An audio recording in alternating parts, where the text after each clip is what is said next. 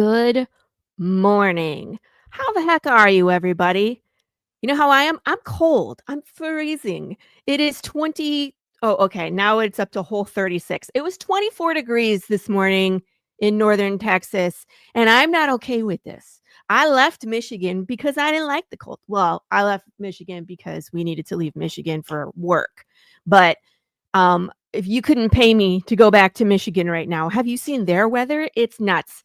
And so 24 degrees is a big deal for us in Texas. And in fact, this coming weekend, we're supposed to get smacked with a major storm. But they say this every time. Good morning, Victor. Victor Medina. How are you, sir? Yeah, we're trying to stay warm. Anyway, so that's probably where you should be. If it's the neighbors that it's cozy, go there, man. It's cold. I mean, Lou, we're kind of in the same spot, so we're gonna get blasted with this snow. Now, whether that really happens or not, we'll see. They always say like snow apocalypse, and then like nothing happens. Good morning, Dylan. Nice to see you. And Nem's out there in California freezing at 52. So I guess it's all perspective, right? Our guest today is also from the West Coast, so he's up bright and early and drinking coffee and all that good stuff. Before I bring Scott in, I have a couple things. Of course, I got a box I want to open with you, and this is from my good friend Edward Davis, who we share part of our brain because when we started writing about the apocalypse, we both decided to write how death is broken. He's the only other person that I've met that has done it exactly like, kind of how I was saying. This is gorgeous. This is Floaters. And it is I'm going to take it out so you guys can see it. Foil cover by Fish Lee. It is signed. Check it out by Ed Davis. But look at this shiny. Gorgeous. Even the back is shiny. Look at it. But this is a one-shot by Ed Davis that it's so terrifying, body horror about eye floaters based off of an experience that he actually had, a few experiences at the hospital. And then like it was so bizarre and kind of traumatizing that he was writing it in the hospital as he was going through the crazy stuff. Christopher Brown, I'm so glad you're in Pennsylvania where you can enjoy the snow. Keep it over by you. Thank you. We don't want it. So we don't want it. All right. So I'm gonna be reading that later, and unfortunately, maybe I should put some gloves on. It's so shiny, I don't want to get my fingerprints on it. Yeah. One more point of business. We are 19 days away from our next Kickstarter for Path of the Pill Rider number 8. Gosh, number 8, you guys. And so I have a pre-launch set up. And we're doing something different. Fish Lee is one of my muses, and he always does this thing where he will give you free stuff if he gets so many pre-launch signups. And I was like, I'm going to try it. We're pushing for 100 pre-launch signups. We have 70 right now. So we got 30 away, and we got about just under 3 weeks. So we gotta keep pushing. But this is the pre-launch page, just so you guys can see it. And as I announce some of the things, like some of the exclusives and some of the variant covers, I'm going to start building them into this page, which I thought was cool. So of course we have a video that shows you like the elevator pitch. I got some Big James. We actually have a link right here that you can read issue 1 for free. We give issue 1 for free these days, which is awesome. So people can kind of give it a test run to see if they like Path of the Pale Rider. Of course, you can see our history here. And so here it is. Here's if we get to 100 pre-launch signups, I'm going to give away to every single physical backer one of these mini books. That's my new obsession. I need these in my life. I really I'm such a dork. And so I've been posting a couple things last couple days. So we have this gorgeous this blue ombre mug that I made. I didn't make the mug itself, but I painted this. We go to a ceramics place, and I love making these, and I want to share these with you guys. So this is the only one like this. I only release one of these a campaign, and they're always something different. Every time I go, the style of mug is different, and I come up with a new design. So it always have like the big POTPR around it, and then everything else is whatever I feel like. So I know 2 people gunning for this already. So if you want to get your hands on this one, you gotta be there probably right when we launch. And then I just announced these today. These are gorgeous. I have a bracelet made by Arlise. She's phenomenal. She makes these gorgeous pieces of art, and they're stretchy, and so they'll fit just about anybody. But there's 4 of these bare ones available, and if you look at that top bead, she even put like blood drops in it. It's fake blood, all right? We're not putting actual blood in these things. That's gross. But yeah, so there's faux Big James blood in these bracelets. There's only 4. So again, it's like you guys please sign up for pre-launch. Every time we do these exclusive things, and I have more that I'll be releasing, but I always feel bad when someone's like, "Oh, I missed it." And it was like, "Oh, they went in the first 10 minutes after launch." A lot of this exclusive stuff will just fly off the shelf. So make sure you're signed up and then help us get to these mini books. So that's what's popping, as you can see. If you didn't know, yeah, we're going into Vegas, baby. Yeah. It'll be fun. It'll be fun. Hey, good morning. Good morning. Ooh, William Russell. He's working on my covers. Poor William. He was like so sick. And he's working on like 3 covers for me this campaign. I'm like, oh my gosh. You need a bracelet to hold my tears when I read 8. I don't think there's too many tears to be had in 8. Most of the tears, like y'all were crying in 7, right? Yeah, that was the big one is 7. 8, we're turning a corner and we're going in a different direction. So you'll have to see which way we go. We're going to a new place. There'll be new faces. A new quest. You'll have to see. You'll have to see. Anyway, let me drop that link for the pre-launch just in case you are not signed up. Go over there, sign up, watch the cool video where I think I'm funny. You might not think I'm funny. I think I'm funny. So here is the link to go sign up for the pre-launch. I want to give out these mini books, so help me. All right. Enough about me today. Let's bring in my guest. You guys know him. If you don't, what have you been doing with your life? Please welcome Scott Serkland to the show. Yay, Scott! Congratulations. Hey, Laurie. Good morning. Right off the bat, I wanted to say you always have the coolest rewards for your Kickstarter. I love it. And before that, I've had both Ed and Fish on my show, Yes. so it's good. And we were talking about him Ed working on the floaters project. So Yes. I'm gonna have to check that out. I didn't know Fish was involved in that either, but that's cool. Yeah. This is his fancy car. You heard the story. It is a crazy story. Yeah. Like naked streakers and homeless people attacking Ed, and like 3 different hospitals, and one of them is telling him all the wrong things, and like it was just a crazy story. So I can 100% see how he got here, and he's one of those people that like it doesn't matter where you are, if there's something unique happening, it pops into his head as a story. Like he came on our Killer Karen show last year, and now he's releasing a comic book that he wrote about Karens being a parasitic. It's just crazy. So yay. I know Dylan was so excited to hear that you were coming on the show. So yes, I'm glad. I was so glad to see him in the chat. He was one of the first people here. So yeah, Dylan's always watching the Artcasters too. So we love Dylan. Nem, I'm not awake enough to argue semantics about streakers. Yeah, you are right. They are always naked. I don't know. Could you streak with a sock on? You tell me. Maybe don't. Anyway. Maybe don't streak, or maybe don't tell you. Maybe don't tell me if it's okay to streak with just a sock on. I would get lots of mental images. So, Scott, you are out on the West Coast. What time is it there? Is it I don't know, but we're 8? technically, I don't know, Arizona, we don't really have a coast here, but yeah, but I'm in Well, you're west Arizona of with, me, so I can right. So, that's a good point.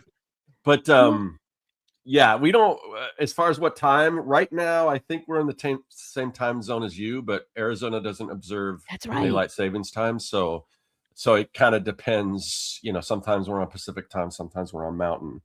So I remember right it's now we're on okay, so Mountain. when I booked myself on Artcasters, I'm always like, "What time am I supposed Yeah. to be there?" Well, the good thing is usually Google will adjust it. It wasn't always that way. There was some service, I don't know if it was early on in Google or there was some service that I was using that didn't understand that, so it kept scheduling me Yeah. wrong, but finally I think everything caught up. I Yeah. think there was once I was there, like, an hour early. Yeah, Because right. I was like, "Is it this time or is it okay, alright." So I went and, like, did stuff and came back an hour later. I was like, Yeah. "Okay, apparently I'm early." Oh, Big Brother's always listening. I tell you what, Travis Gibbs, um, yesterday, my husband was talking to me about writing something about a hamster house, like Big Brother, but it's just hamsters. And then, of course, TikTok shows me videos of hamsters, not even 5 Oh, minutes. The phone is that's always listening. that's the funny thing about being an artist, because when you draw for a living and you use reference, sometimes you need to just draw something really weird, and then so you do a search on it, and next thing you know, you're getting recommended to buy whatever that weird thing Commercials, is. Amazon, like like, I wasn't even on Amazon, what the Yeah. heck? Anyway, for people that aren't familiar with Scott, I've Scott's been doing this a long time. He's a pro, he's a podcaster, he's an artist, he's a teacher. There's so many things that Scott does that we could all learn from. In fact, I have a lettering kit in the Oh, shop yeah. in my cart ready to go for Procreate because I was like, "Oh yeah, I want this." So, but for people that don't know you, introduce yourself. Tell people like what you do, what you're writing, how you got started in all this, what made you decide to just jump in and do it yourself, all that good stuff. What's your origin story? Oh, geez. Yeah. So I've heard this story, so forgive me if I tell a story you probably heard from a million other No, artists, tell but me. I've been drawing since I could pick up a pencil. I've always, and I've always kind of loved, like, it started with superheroes. Now my Yeah. comics go, I don't really do a lot of superhero stuff, but that's where it started with, reruns of the old 60s Batman show on TV and the Super Friends. I was born in the 70s. So, with Gotcha. Super Friends, it was Spider-Man and His Amazing Friends, stuff like that on TV. And I don't know, I just really got into to like heroes and stuff before I really knew about comics. So I would get, you get these little handout. I would get these handouts like fire safety, like the stop, drop, and roll stuff, and it would just have normal people doing stuff like coloring books or whatever.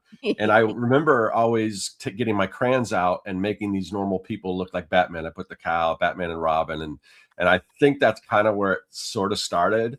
And then I started drawing my own stuff. And then somewhere along the lines, um, I used to, my dad was in the swimming pool business. So, Oh. and he'd go work on pools and stuff. And then sometimes we'd go to the dump, and if there was, if this was a time period where my mom was working, there would be no one to watch me. So maybe, or whatever, something, I even worked for him for a little bit, but I was a little older, but so I would go with him, and just to keep me occupied so I wasn't bored out of my mind, just doing you know basic Mhm. following along in his job, we would stop at like the 7-Eleven and get a comic book. And then I started getting into comics, and somewhere I realized, I would open the book and then I'd recognize things like from one book to another that looked similar. And I was basically recognizing particular artists. The first one I think I really Oh, yeah. recognized was John Byrne, who at Okay. that time was doing a book called Alpha Flight, which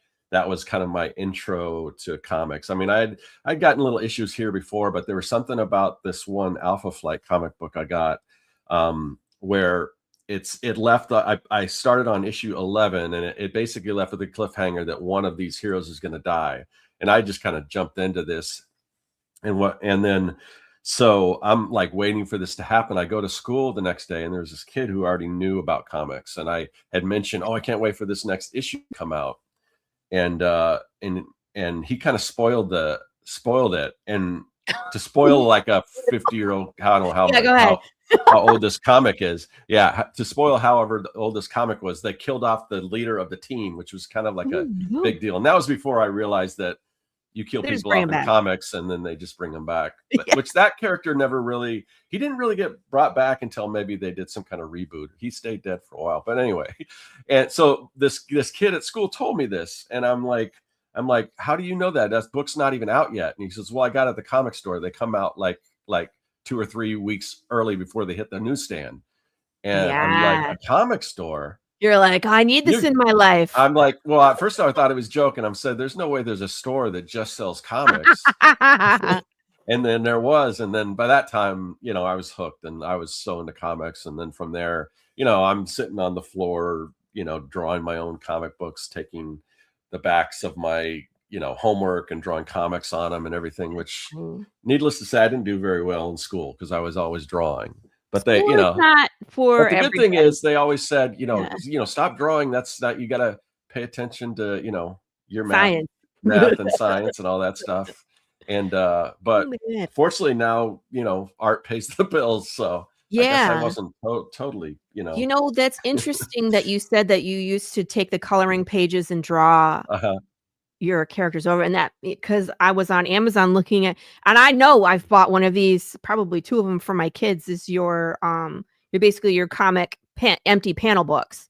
And it's those are awesome. And it's like, that makes sense to me now that you were like, this is where it starts, is you take something that's already set up and then you start from there. But it's a learning. Yeah, I think that's one of the reasons why I did that. I've got the books. I've got a whole series of books called You Can Make Your Own Comics.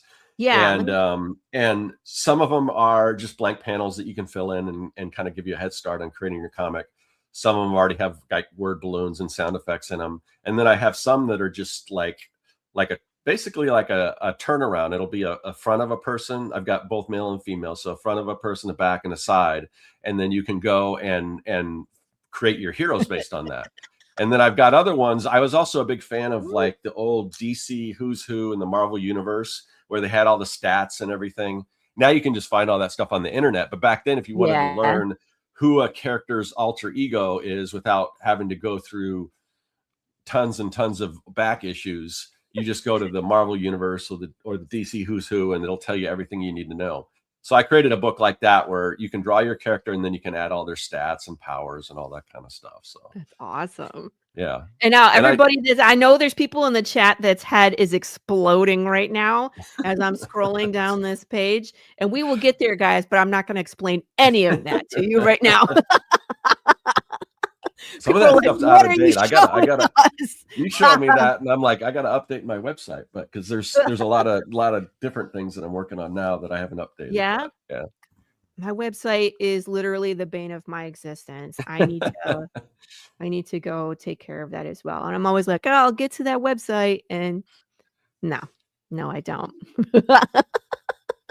Dylan. All right. So you're a kid, you're reading comics. You've discovered that you like to draw superheroes on other people's stuff, which is amazing. Scott, you should totally do those. You know how people find those just random like landscape paintings and and they paint the monsters in them and stuff. I've done that where I've painted like Ewoks. Have you done that? Have you sold those? That'd be amazing. I've never done anything like that, but it's not, I guess it's not too far off the stuff on, because I've got a couple different YouTube channels.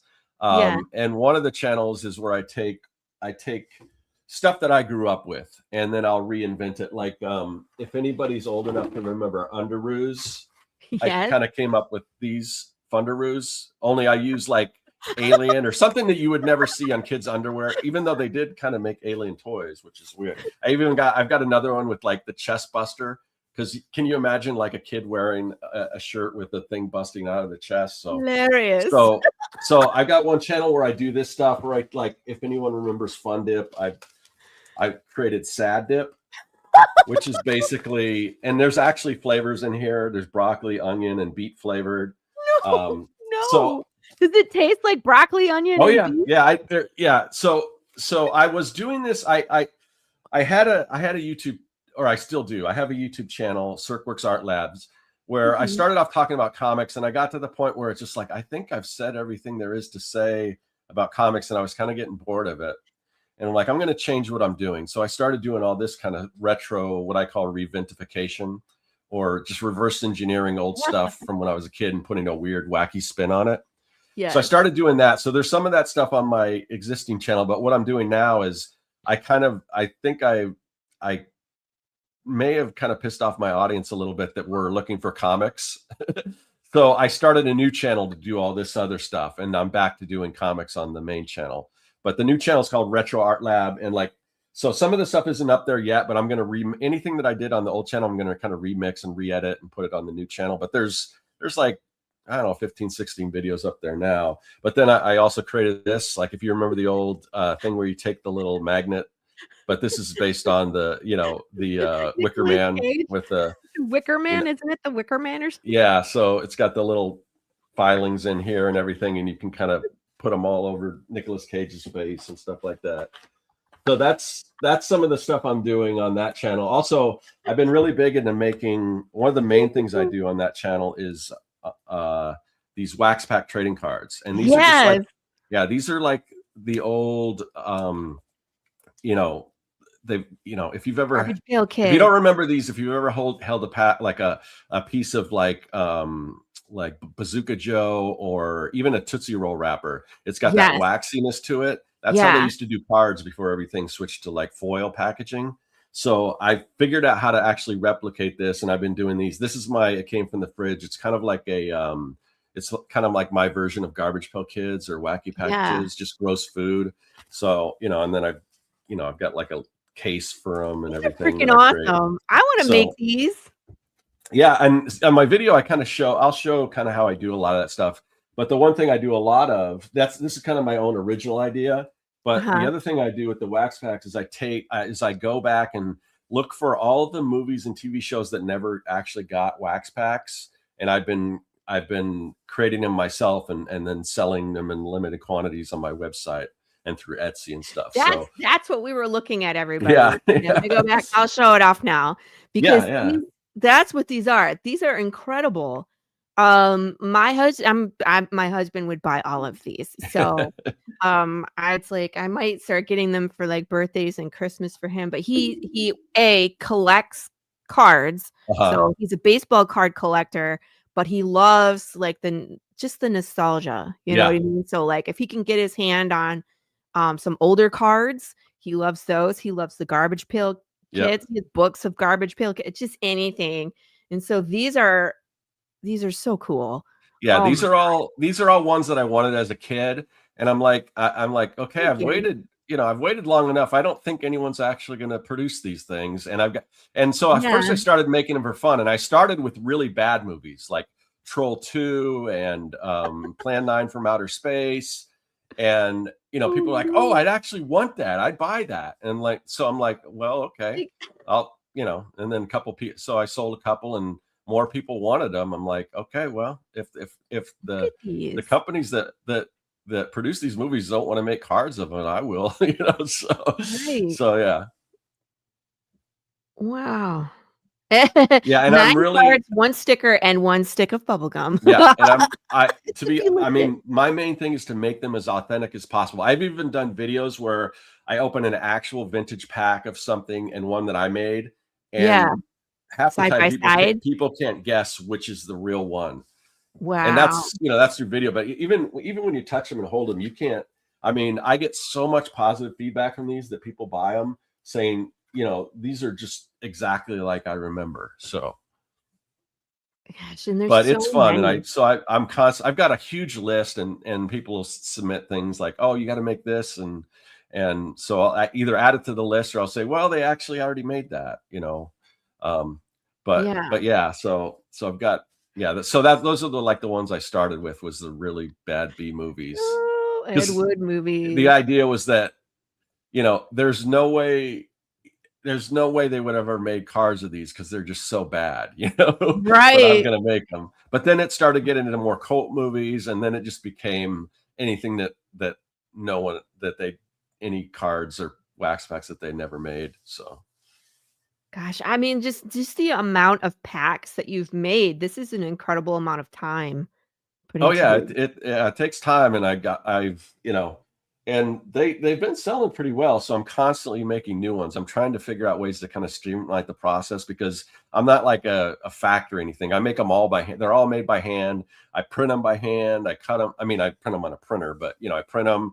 I actually have Yeah, to of make course. the paper, because the old paper they had was kind of like a semi-gloss white finish on one side and like a craft paper kind of on the back. Huh. And you can't buy any paper like that will actually work on a like a printer that you just print at home. So I actually have to like adhere two pieces of paper together, and Wow. it's a big process to get it to look exactly like it would have looked. So yeah, it's pretty labor intensive. There's a lot there, but Yeah. I'm constantly figuring out new ways to speed up the process and things like that. So These are hilarious. Do they make a picture when you put them all together? Remember, I some of them remember. have puzzles. Yeah, that one Yeah. does. Yeah, that one will have a puzzle that if you put them all together, they have puzzles. Some have movie facts on the back, and they all have stickers. Most of them have stickers.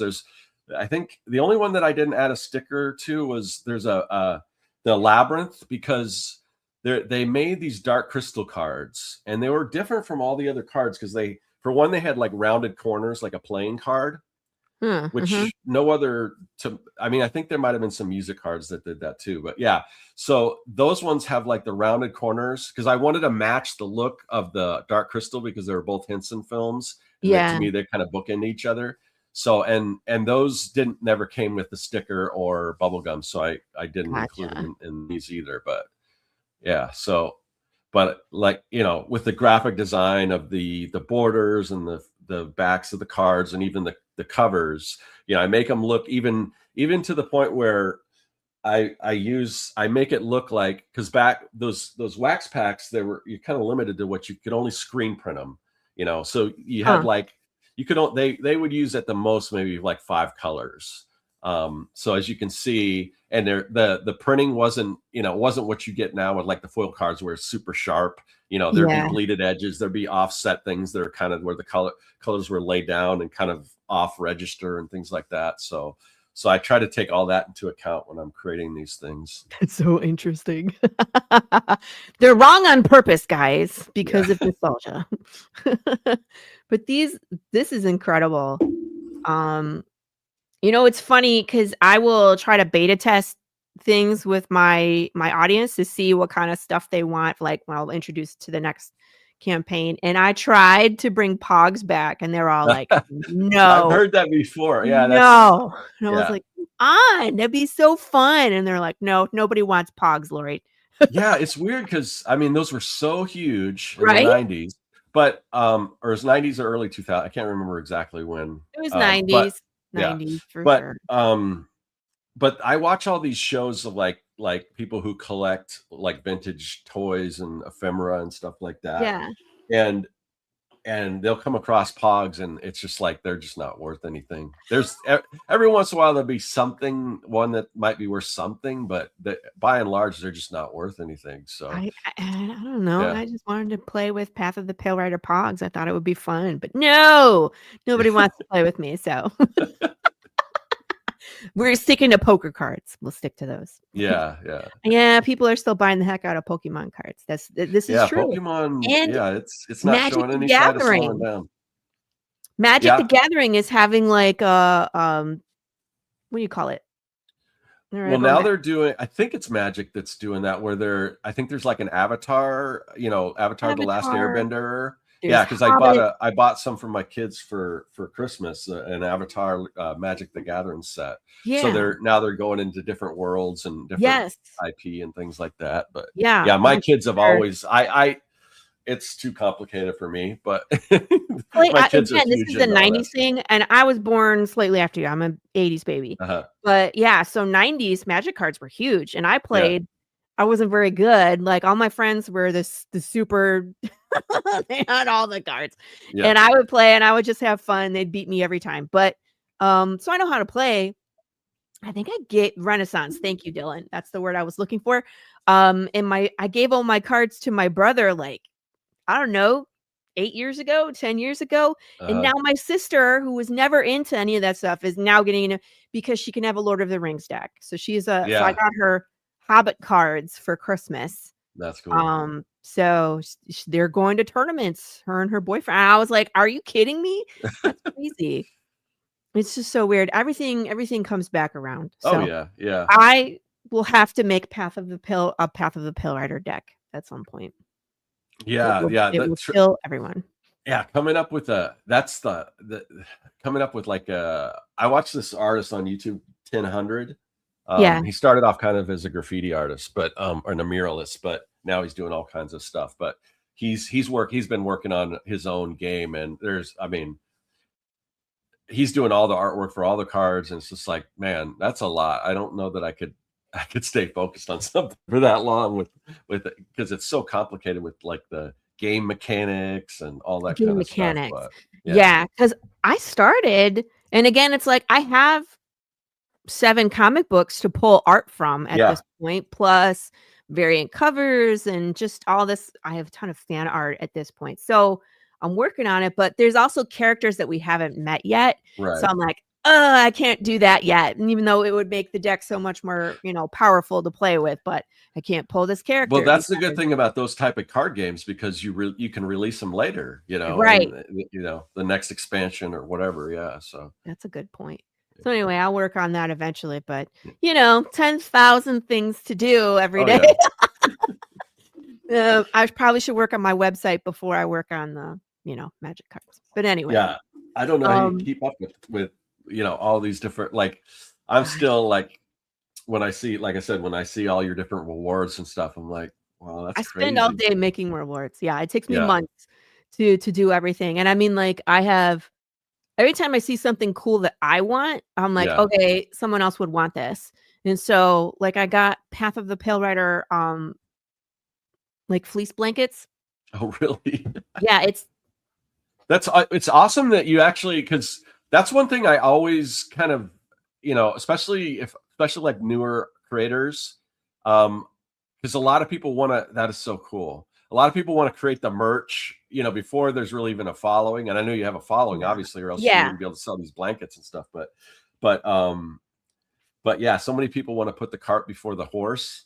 right. Um, but I don't know. I mean, you're making it work. I mean, you've got, like I said, you do have a following and everything, and people want it. But I've tried to do. I've never had much luck with like apparel and things like that. As far as Really? I've made them, and Okay. I put them online, and they just don't sell like other things that I've created. So I've just It's a weird thing because I find that a lot of my merch goes on the Kickstarter, but, like, if I take shirts with me to Comic-Cons, right. I don't sell them. Yeah, because they're the people on your Kickstarter are familiar with the property. No one's going to buy something that they're not really familiar. I mean, every once in a Right, while, somebody will. Somebody might look at Big James and be like, "Oh, but that's I kind sell of Big cool. I James don't know what stuff. that is, but I'll buy it." Right, But but by and large, and I kind of knew that going in when I started doing shirts and things, and I didn't really do anything based on my comics. I would do it yeah, mostly based on, I like ideas for artists. Like I'd have one that says "wake and make," or just something like that. That doesn't really have to do. It's more if you're a creative, or mhm. haters hate, creators create, with slogans and things like that. And I sold a few, but I don't know. It was, I just, for Yeah. whatever reason, the apparel thing, I've never been able to crack that egg. So But I tell you what though, I mean, I don't even know how many shirts I have at this point, Scott. It's stupid. But that's when people come out to get them is on the Kickstarters yeah, because then I can do them in bulk. I do a big old batch. Like I can keep the cost down because I make them myself. And I mean, like, all the designs are available. Now, not everybody is able to do that because I have equipment, you know what I mean? Right. Yeah. Yeah. Yeah. So it's different. But yeah, that's my number one add-on on my Kickstarters is hot sauce. Yeah. Yeah. And then right after that is t-shirts. Yeah. So I don't know. It is what it is. And Yeah. everybody's audience is different. But again, you're right. It's like when I first started, I wasn't doing hardly any merch. It's just books, right? Yeah. But at this point, people have been following. This is going to be our 9th Kickstarter. And if they already have all the previous books, but they still want to help, get funds to produce the next one, this is the next best way to do it, is to give them other means, Yeah. to support. So that's the reason. But also it's cool stuff. And if I want it, I'm sure other people want it too. Well, yeah, obviously. I mean, I'm impressed. I don't know if it's something I would do because, like, to me, when I see you selling a hot sauce, I'm like, oh, that's really cool. But I don't know if I want to deal with shipping like things that are breakable and could spill and Yeah. yeah, and also add kind of a weird shape to your package that you can't just put in a flat, comic book. I came up with a solution to that thanks to Fish Lee. Yeah. I see him and he and I bounce ideas back and forth all the time, but he really upped his shipping, his packaging, I think on his last campaign, and I was like, that's a genius idea. And so I've got these really nice black sturdy corrugated cardboard boxes, and what I was able to do is put the comics on the bottom, and then I made like a divider that goes on top. And Okay. so I have, and this is the hard part too. I had to engineer all this. And so Yeah. there's a 5 box of hot sauce, there's a 3 box, and there's a 1 box. Right. So those are the options for getting hot sauce. So the divider goes in if you're getting a 3 box or a 1 box, and the divider, like the 1 box goes on one side, the 3 box fits on the other side, and then the 5 box fits perfectly into this box. And so that's the only, I had to engineer it. You know what I mean? I had to spend the time. But the box looks fabulous. And like when you open it, it says thank you with like skulls and cool stuff. And it's like, yeah, it's like Christmas when you get one of Laurie's packages. Anyone who hasn't contributed to one of her Kickstarters, I open it, I'm like, and I mean, some of these things weren't even, I didn't even see them on the stretch goal list. Some of these things I didn't add on, and I just like, what is this? Oh, that's cool. Yeah. So, yeah, my stretch goals are nuts. Yeah. Like I have scratch and sniff. I can't even say it. Stickers, and we passed out zombie gummies, and okay, I'm intrigued by the scratch and sniff is something I want to tackle. I think I have ideas on. Is it? Do you do those yourself, or is there a place that can do them for you? Yes. Okay. So there's a place called Print to Scent. I'll send you their info. Please do. Yeah, that's cool. And they have just like a giant list of scents that you can pick from, and they can scentify a ton of stuff. It's basically it's its own layer. It's a clear layer, and it has the little bead technology on it. So when you scratch it, it releases the scent. And so I even have like just a plain sheet of scented stickers, and so you can scentify your Path of the Pale Rider cover. Oh, cool. Do they have any gross flavors? Because I'd love to do like scratch and sniff, like sardine flavor smells or something like that. Look, I remember those when I was a kid. There were some gross ones. I used to have like this skunk and Brussels sprouts, right? Okay. Yeah, stuff like yeah. They do. Because I got durian, thinking I was because we did like a zombie scratch and sniff. We had barbecue, and then we had beer. Let's see. Fragrances. I'll put it up on the screen here for you. Look. There's a ton of them. And I was kind of like, wow. Now that I've done it a couple times, I'm willing to share. There's stinky right there. Burnt rubber. Yeah. Durian, manure, marijuana, mildew, mothball, natural gas. But even did they have fish over here? Yeah. Look, there's fish. So if you want to do like a sardine one, it's listed under food. So, and sometimes they have stuff that's not on this list. Like the one that I got for the comic books is called Cowboy.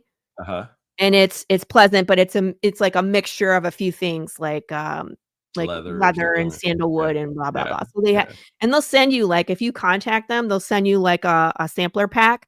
So you can kind of see like they do stickers, but they also do like placemats, and they can do like but they could totally centify your cards, or you could get like a sheet like I did. I think it was $12, and then you tell them what size to cut the sticker, and so they're pre-cut for you, and you can just stick them on your scratch and Oh, sniff like that's if awesome. your That's cards. So awesome. What's yeah. like the limited, I mean, the lowest number, how many do you have to purchase at a time? They have them in bulk, but I think Yeah. like you can get them as low as like 50, Okay. Okay. 50 to 100. Yeah. Okay. Obviously, the Cool. more you get, Yeah. Yeah. Yeah. the price goes down. Yeah. Oh, wow. That's How awesome. do they get Yeah, definitely send me 50%? that because, See, but this is why we do shows like this. This is why you yeah. go on other podcasts and you talk with other creators, because we're all doing cool stuff, and now we get to like talk trade and influence other people. Like Yeah, I've to been address influenced by Dylan's comment, yeah, it's not that I hadn't thought of doing scratch and sniff stickers. It's just I haven't got to it. That's I mean, that, and it's like like, I said, just like the trading yeah, cards, I've got a long list of things that I want to recreate that I just haven't got to yet. So 100%. And yeah, then like finding a place that will help stream, because I'll tell you, Scott, I was like, how do you do your own scratch and sniff? And I was like looking it up, and they yeah. had all these weird things that you could do. None of them worked. So I was like, Okay. yeah, I'm just gonna buy, you know, and they're great. Like they always have my stuff on time. And like I can send in my own original art, and they can print the stickers and add the scent to it. Like, yeah, that's the Cool. way to go. Awesome. Yeah. Okay, that's awesome. All right. I want to talk about Young and the Dead, Okay. Okay. because when I first came on your show and I was like, I want to talk zombies, and you're all like, cool, let's talk zombies, right?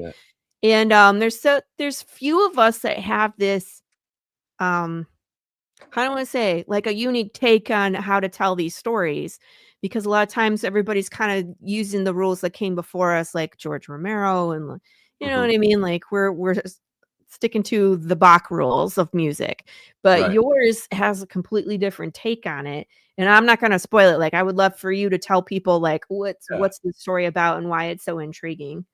So yeah, so Young and the Dead is basically um it's I mean, yes, it's a zombie story, but it's really more of a like a Spielbergian type story from the 80s, like with like if if you're a fan of like Goonies, or if you're a fan Yeah. of E.T., or like Monster Squad, or all those shows that also like say Stranger Things was Yeah. inspired by. It's that kind of story where kids are the heroes, and instead of like in the Goonies, where they're trying to escape gangsters, and there's a lot of pirate stuff in there. This is if you replace that stuff with like zombies, or if you take Monster Squad and replace the classic Universal style monsters with zombies.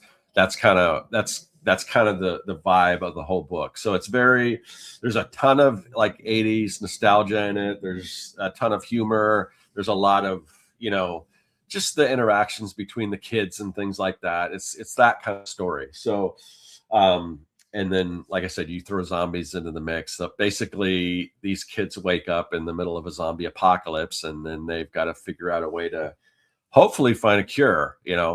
So that's pretty much what it's about. And it's been a project that I've been working on for I don't know, longer than it should have taken me, because it's like I've got like, as we've already established, I've got mad ADHD, and I've got all this other stuff going on. So I kind of worked on it as I could. So it took me a while, but I finally did. This is the finished book. So this is the full story. So I finally completed it. But It's all wrapped yeah. up. Yeah, and there's like, even like, if you look at like, let's see, like the chapter breaks here, there's all kinds of like 80s stuff Yeah. here, and so, and The even in the label back. makers. Yeah, yeah. Even in the background of the kids' bedrooms, there's all kinds of little Easter eggs and things like that. But I'm really happy with how it came out and everything, and glad that it's finished, because now I'm kind of working starting on Yeah. a new project. But yeah, it was, yeah. I when I approach comic book projects or any it's usually, I just think of things that I love, and most of it just derives from nostalgia, stuff that I grew up with or stuff that really Yeah. had an impact on me. And it wasn't when I start, it's so long ago when I started this book that it was way before Stranger Things. It was even Mhm. before, like, if anyone remembers Super 8, which was kind of the Mhm. first movie where they kind of brought that formula back. So I was thinking of that stuff long before Hollywood kind of started tapping into all that stuff. But yeah. How dare they steal your idea? Let's sue 'em. Well, that's the Hooray! thing. I might joke about that, but it's just stuff that's in the zeitgeist. If I grew up with the Yes. stuff and loved it, then chances are other people grew up with it and loved it too. Or if you're like the Duffer Brothers who created Stranger Things, they weren't even alive in the 80s, but Were somehow they not? I don't think no, they're younger. Yeah. Shut So up. yeah, I don't think so. Now I I'm think even they more were, mad. yeah. But and somewhere they got introduced to that kind of thing, and so yeah, so yeah, Okay, so here's the trade. This is the one that I want too. yeah. That's the full story right there. Yeah. Um, What's the age recommendation on that's this? a good question. There's some. I mean, there's obviously zombies, and there's the book's in black and white, but there's a couple of things I did to kind of make it so it's not so younger kids. Yes. I feel a little more comfortable with them reading it. I would say definitely not real young kids, but like for instance, the book's in black and white, but if it were in color, and some of the covers, like when the zombies become zombies, their blood kind of turns like a greenish color. So if you were to see it in color, you're not going to see a lot of blood. You're going to see like a greenish goop or something like that, which I think kind of helps as far as the gore angle of it. Yeah. The other thing is I worked it into, like, we kind of established that our zombies are a little bit different from like the Romero, even though I was inspired more by the Romero zombies than I was like the infected, like super fast Yeah. zombies. But there's still a lot of differences. So one of the things I wanted to make sure is that they really can't be killed with like firearms and things like that, because part of the Kid. thing that makes them different is they have the ability to regenerate. And Ah. for instance, if you cut one of the arms off, they regenerate. So then you've got basically two zombies, one from So the the arm, arm one grows and the another arm. zombie? Yeah. So you don't want to use like sharp objects to hack them. If you shoot them, it doesn't do anything, because their brain will just grow back. The only way to stop them is blunt force trauma to the head, and it doesn't kill them. It just it basically immobilizes them, and then there's a time period before they come back and regenerate, and then it'll look like they're healing, but then the cells start to break down and they become zombies again. So as you read, you kind of learn some of this stuff, and I did that because I didn't want kids running around with Knives and shotguns guns? and blowing people away and stuff like that. So they've got like hockey sticks and baseball bats and stuff like that. So Which makes sense, which makes much more sense for kids. yeah. And Yeah. so, But also, that means your zombies are very similar to mine because you can't right. Yeah. In some there's ways. no way to Yeah. kill them. Yeah. Yeah. So Yeah. And then, mine don't grow another zombie though. right. I was like, "What?" So if Yeah. you cut it Yeah. into 16 pieces, you have 16 zombies that come out of Yeah. that. No one's ever done that in the book, but they quickly kind of realize that, yeah, don't try to cut parts of the zombies off. That's not a good idea. It's a bad idea, don't do it. And so so being a zombie fan myself, I'm assuming you are Romero, and we've seen the remakes and we've Yeah, I seen mean, infected it's zombies. again, I do love certain zombie, like, again, the things that kind of break the formula, and there's a lot of interesting stuff. But I'm more of a fan of that kind of 80s kid action thing. Yeah. But I would say I'm a zombie fan of a good zombie. It's like I always say when people ask like, what kind of movies you like, I always tell them like my favorite genre is horror and sci-fi. Mhm. But having said that, I think probably 80% of horror movies are garbage. So I'm very particular. I like great horror. That's my favorite. But most of the Yes. stuff I see is just like, yeah. Yeah, I mean, like, I'm with you, and a lot of times it's like I'm watching it, but I'm not scared. There's few and far between that Right. get me actually upset or scared. Yeah, But same. I think horror is so interesting because it shows us what society is afraid of at that moment. Like, Yeah. we're about to get a whole bunch of movies where AI is the antagonist. You Oh yeah. watch. Yeah. Oh yeah. Right? Because that's Yeah. what we're afraid of. Yep. We had, like, the whole nuclear scare, and that's where we had, like, Godzilla and Mothra and na, right? So horror really is a microscope into the human brain as a culture, what we're afraid of, and that's what I think is so interesting.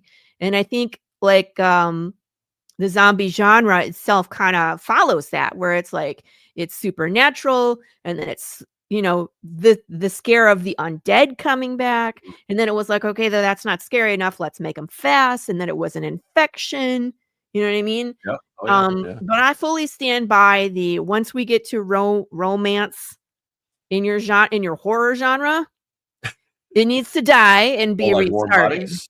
I Yeah. actually I didn't mind Warm Bodies. I thought it was interesting because it I'm was a gonna different boot take. you off the show. Goodbye, Scott. I hate that movie Oh, with a really? passion. Okay. Yeah. And I really dislike, the movie World War Z. Yeah. Oh, yeah. That's yeah. Okay. I was Yeah. like, I've "Don't make never me read see the you book, but again." from what I hear, the book is like way better, and Oh, the and book is and I know that amazing. it's totally different. It's Gosh, and like, I don't know, it must have been a cash grab. Like, they must have paid Max Brooks a crap ton of money and not told him what they were gonna do because he would have been pissed. yeah, I'm really surprised that they haven't, because a book, from what I understand about the book, it might have been hard to do as a movie, but I think from what I understand, it would work as a television show, and I'm really surprised they Yes, haven't done it thank as a television you. show as the way the book was. Because it's like, for me, a movie that just came out, which I don't think they really nailed, but when I was a kid, I read Stephen King's The Running Man, and I thought that Yeah, was the coolest book. And then I saw the movie with Arnold Schwarzenegger, and like, not the this is just same. campy and kind of stupid. And I mean, it I can appreciate for what it is, but if you Yeah. read the book, you're like, the book is just it's totally different and way better. And so I've been saying the one, because I'm not huge on remakes, but I've always been saying the one movie I wish they would remake is The Running Man and make it like the book. And then Yeah. they made it, and it is definitely closer to the book, but I think for a couple of things, I think they kind of botched the ending, and there's certain things I like about it, but the movie, but it's still not as good as the book. And if you read that book, there's probably some things in there that they couldn't do nowadays. Okay. I'll Well, stop it it is there. Stephen King. Yeah, yeah, right. But Okay, so I was driving back and forth to a Comic-Con. It was an hour and a half drive. So just long enough where you can do it, but long enough where it's kind of a pain, but yeah, you don't have to, you pay for put out money for a hotel. And so I downloaded Audible and I downloaded The Stand and I was like, I can mhm. listen to this one. Worst story My ever. That's like my dad's favorite story. Like, Why? he was telling me, because my dad would always read Stephen King, and he would always say that The Stand was his favorite. And then, and it was a while before they made any kind of adaptation to it. And then when I watched the adaptation, I'm like, okay, but yeah, I don't. It's yeah, That story, and I mean, like, same thing, like, you can't really some of the things that are in there, it's like, you really shouldn't put in movies these days, Stephen King, but I was like, "Does he have diarrhea of the words?" Because he would start a chapter with, "This character dies," and then he would spend the rest of the chapter telling you all this information about this character that we already know is dead, so why do we care? You know what I yeah. mean? Stephen King's kind of a weird one, where he just goes in weird places, and I don't think he always knows how to end something. But I think my favorite Stephen King stories are the ones that are kind of horror adjacent, but like Yeah. The The Body, which Green is based Mile Stand By Me, The Green Mile, was so Shawshank good. Redemption. You know, Yeah. those, I think that's really where he's best at. And I mean, I think all the other great, I think Carrie, Christine, all, you know, all Pet Cemetery, I think they're all great concepts. And Yeah. as a whole, I like him, but he just goes in these weird It's places, you just know, not, I mean, sometimes like, it's it's just not like, my what's that most all favorite, about? and so I always remind people this because as Eye of we the as Dragon. Yeah, writers, Eye of the Dragon's great too. I haven't read this one, so It's I'll have to it's pick it it's up. a it's more of a fantasy, like Yeah? dragons and kings and things like that. But yeah, it's good too. I'm surprised they haven't really adapted that one. Huh. That's one of the that's you know I've got like mild dyslexia, so Oh, I have a hard time like reading. Like novel? I think The Running Man and like with Eye of the Dragon, I think I tried to read that book like twice, and I don't know, I'll get to the end and it's just, I don't know what it is, but I just can't make it through like a book because it's like a struggle. And when I'm reading, my mind also, the ADHD, my mind wanders, and then I'll get like you know, I'm like 5 pages in, I'm like, what did I just read for the I didn't last read 5 pages? anything. So eventually I listen to these on tape and stuff. So I really hear these days that audiobooks is the way to go. yeah. So us as writers, it's kinda like we should all look into seeing, in fact, I had a guest on the show not too long ago that produces audiobooks. I was picking his brain for, like, the entire show. I was like, "Yeah, yeah, about your stuff. Tell me about audiobooks." Yeah, yeah. Just kidding. But that's always a good time, and I mean, like, I usually have a book that I'm reading and an Hmm. audiobook going at the same time, because if I'm driving, I can listen, but I can't read, but when I'm on the couch, I want the physical book. Yeah, So, yeah, that's something to be said about yeah. that. I wanted to go back to The Young and the Dead because 'cause you're Okay. talking about how the kids were looking for the cure, Hmm. and now I love zombie genre, but I hate it when they either A, don't tell us how it started, and or Right, B, they're not focused on fixing the problem, because right. now we're just dealing with the crap. Like, there's so many shows that are like, they don't even deal with that. And I don't know. I like it Yeah, when we do. I So, address are you all the that same? stuff in the book. Yeah, and there definitely you know, you definitely figure out why this started, Yeah. and there's some sinister forces that you kind of there's hints. It's a mystery, and the book is pretty much a mystery. You there's clues, and if you're paying attention, you might be able to put some things together. But there's kind of clues throughout, and it's definitely a mystery, and it gets solved in the end, and there's resolution and everything, and may not be the exact resolution you want or you hope, but I'm pretty happy with the way I was able to wrap it up and everything. Um, Good. but yeah, there's and Things you know, are I hard. address all the different things. Some of it's theory, some of it's like, you know, um, the reason why. There's also another thing about the zombies where at first they're not really the reason why most of the adults have succumbed to these zombie attacks, and kids haven't. There's a reason for that, but then Hmm. it eventually starts to change. I mean, the kids, just in the biology, and when you read the book, you'll figure it out. But kids aren't as much of a target as the zombies. They can be, um, and you'll have to read the kind of book to figure it out. But that's one of the reasons, because typically and they kids kind of have theories about why this stuff is, but you know, it's typically it would be survival of the fittest, and you think kids are going to be the first ones to go. So Yes. then I had to kind of work in some stuff how they're kind of able to at least have some sort of protection, you know. That's So interesting yeah. because, gosh, I mean, like, when we watch movies these days, there is a whole website dedicated to, "Does the dog die? Does the kid die?" Yeah, okay. Yeah. Yeah, and I mean, like, to have kids running around in a zombie apocalypse seems like high stakes. You know what I Yeah. mean? Like, there's a kid that's gonna get it for sure, or do they? You never know, you know what I mean? Right. But it's just like, gosh, to think of how dark that could be for these poor kids. Ugh. Yeah. Yeah.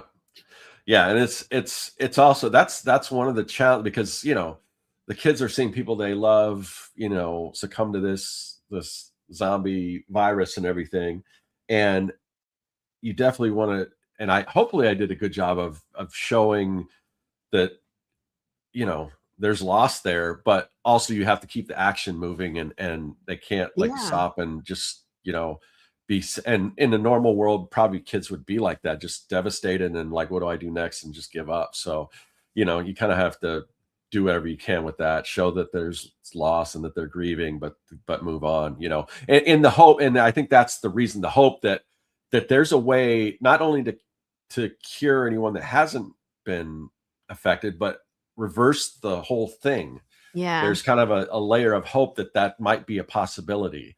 So that gives the kids hope that, yeah, we can go on, because there may be a way to revive our, all the people we've lost. Did you leave your neighbor's house and just leave us on there? That's hilarious. Why, thank you, Lou. Hilarious. So, okay, so now hold on. Since we are talking about children and zombies, it's a great segue into our game. All right. It's that time we are going to play.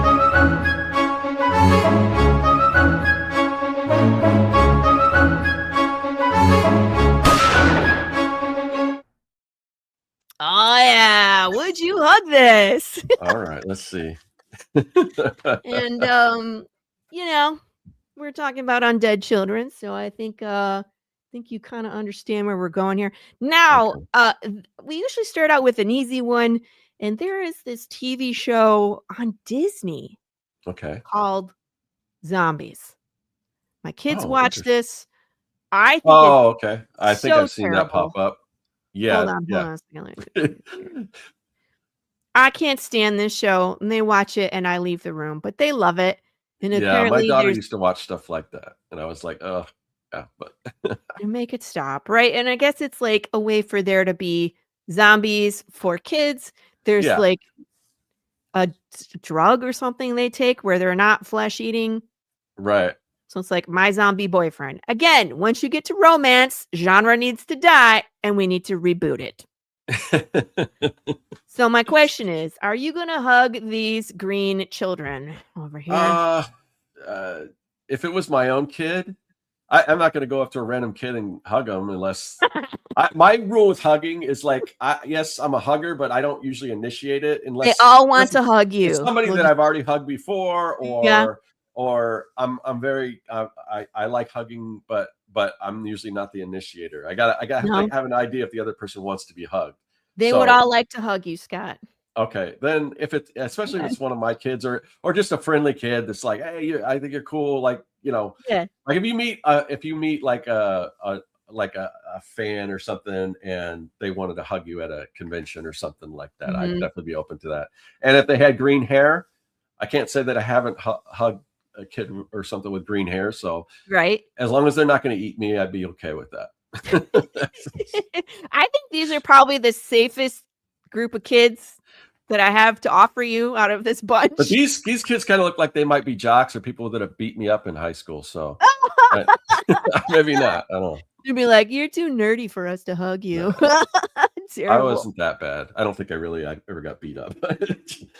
All right, we're gonna immediately escalate. So we have a few kids here. Speaking of Stephen King, I don't know if this qualifies as zombie, but he was definitely dead and came back. Oh, hell no. You're gonna slice my Achilles heel. No. This is Glenn showing up to give my guest a warning like he does every show to tell you to run away from me. No, thanks, Glenn. Not Gage. Not maybe before he was buried, but no. Okay, so this Creepy movie kids, no. I saw when I was, I think, around 8 years old. My sister and I had this friend named Megan who we love, and Megan loves horror. She still does love horror, and we would have sleepovers at Megan's house, and we would watch terrible, scary movies.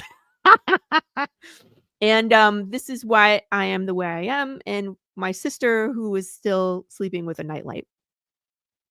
This child right here. Yeah. It was, my brother, my dad, my my dad, like he would read like No. him and my brother would read Stephen King books together when he was way too young to read Oh, that kind of stuff, and Lord. read Pet Cemetery to my brother. But yeah, this is one of those, and I the movie was good. I don't know if you've seen the remake. I think the remake Terrible. real okay. See, we're gonna disagree again. I mean, they made some change. I thought that was one of the few kind of horror remakes that I thought was Well, pretty good. okay, it wasn't bad. I think they botched the end.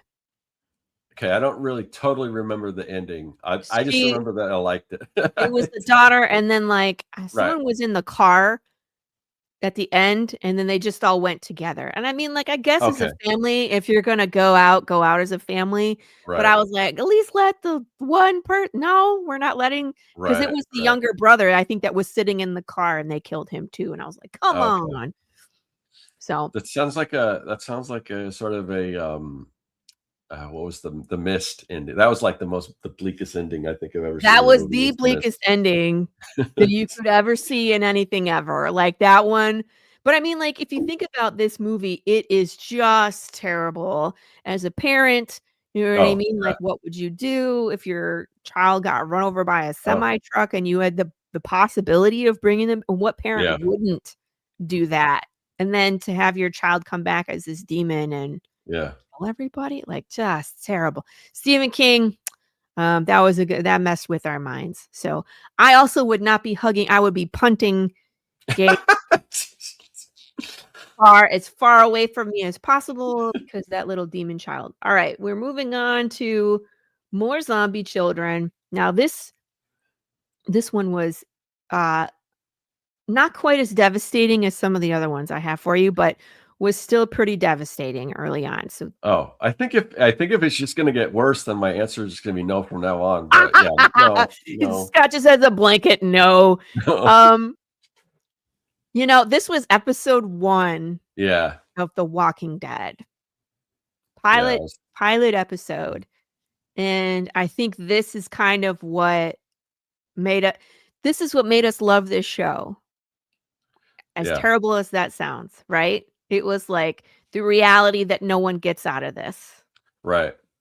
Yeah, and then like with later with when they kind of introduce the governor, I think it was the governor, and The governor he's the one that had the daughter that he kept around, kept right? in the Yeah, closet, yeah, yeah, chained yeah, up, and it's like these it's just devastating. I mean, like, he didn't wanna shoot this poor child, but it was gonna come for him anyway.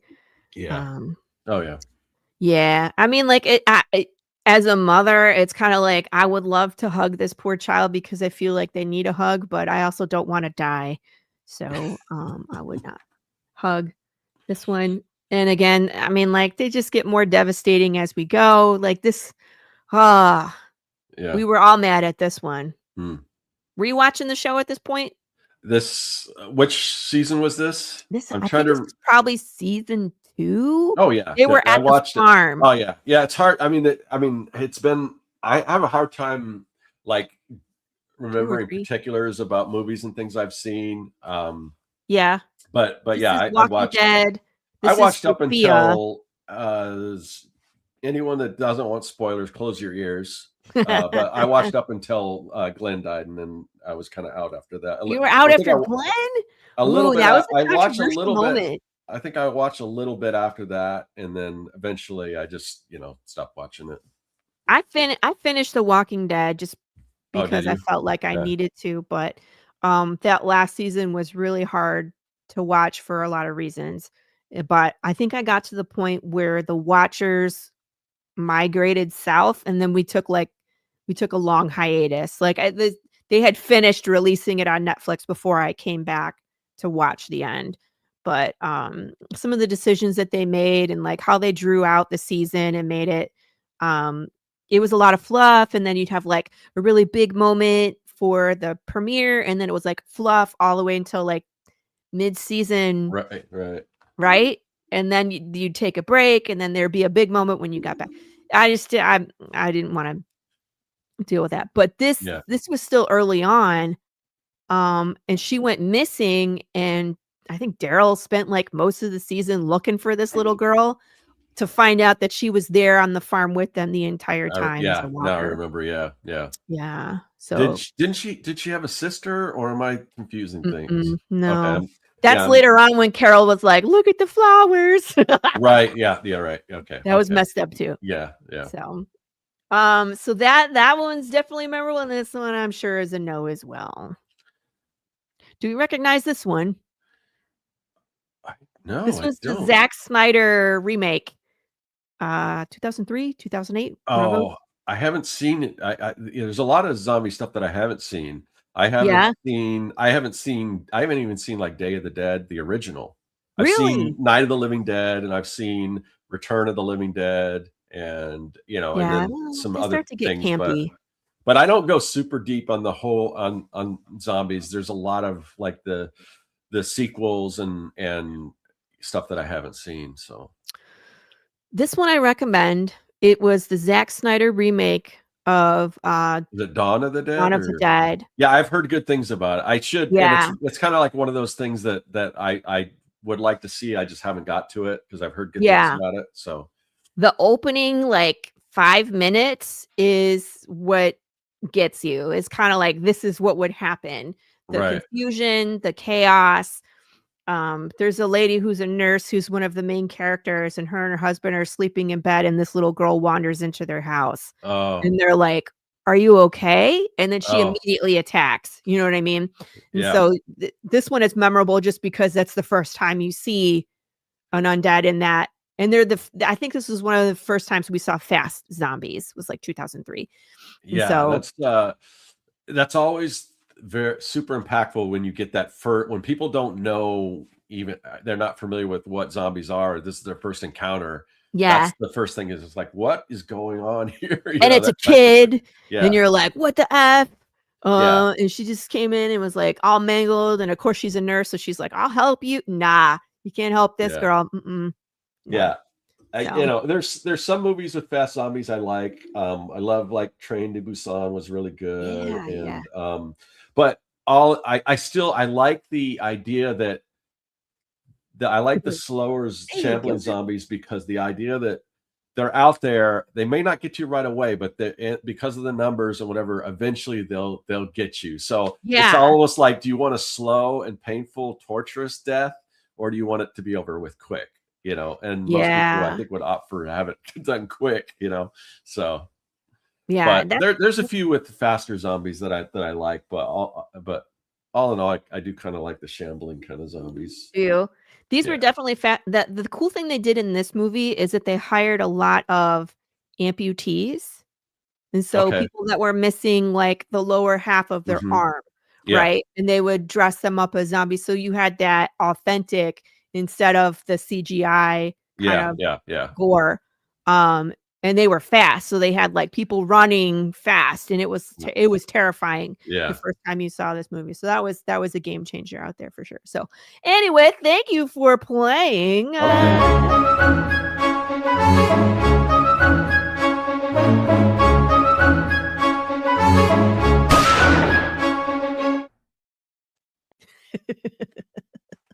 such a silly game. I We have see. I wasn't sure what to expect with that because I've seen, I've seen people um, that have like little cute kind of plushy zombies that they sell at conventions and stuff. I thought you might throw something like that in, like, okay, I'd hug that. Nope, It's just a not plush. on this show. Yeah. Okay. Oh. How far do people usually get then before they're like, no, I'm done after It the just second one? depends. It depends Yeah. on who's on the show and what I'm Yeah. putting like, when Fish was on, of course, his name is Fish, and then Yeah. his comic book is, Alice Lost in Wonderland, so I Yeah. had bunnies and fish, and it's like, you can Okay. get Okay. cute bunnies, there's not really a ton of cute zombies, so Zombie. I just Yeah. didn't go there. I Okay. just went in, I like, full see. on, Yeah. like, okay, these are some kids that All are, right. famous for being undead, so Yeah. I don't Okay. think I've ever done one that's been all happy things. It's usually, like, they're gross. So I think it's funny. Anyway, all right. So let's talk about some of the stuff that you're currently working Okay. on and what you're going. What are you working? What are you doing? All of that. Tell me I what you. Yeah, I'm really kind of excited. I've made so recently. What I did, I had mentioned before about like the YouTube channel, and then I kind of moved away from Yeah. comics. But after finishing Young and the Dead, I was like, because comics are so involved, especially if you're writing and drawing and doing everything. It's just like I'm not. I said I'm gonna wrap up Young and the Dead, and then I don't even foresee starting another comic because Really? at least it take maybe 3 years off or whatever, because they're just so involved. And I got a lot of this stuff. But then I came up with this idea, and it's just like, no, I got to do this thing. So now that I've got this rejuvenated kind of,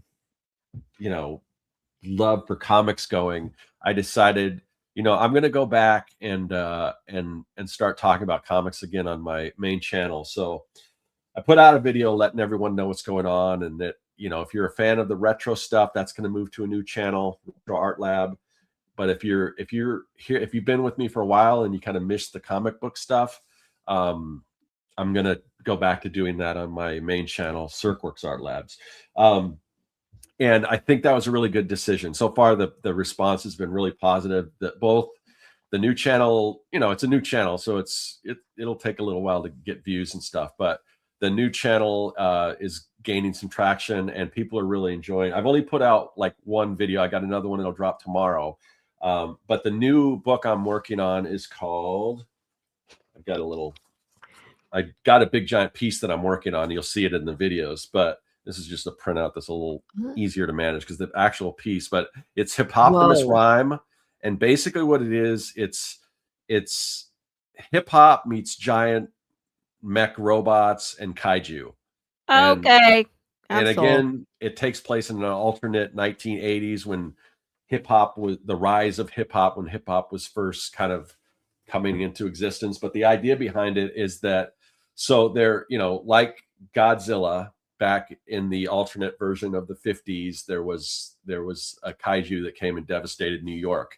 And they never really built it. The people kind of the means to do it kind of moved out of the city and moved inward and kind of left everything else kind of devastated. And anyone that didn't have the means kind of just stayed there and tried to do the best they could.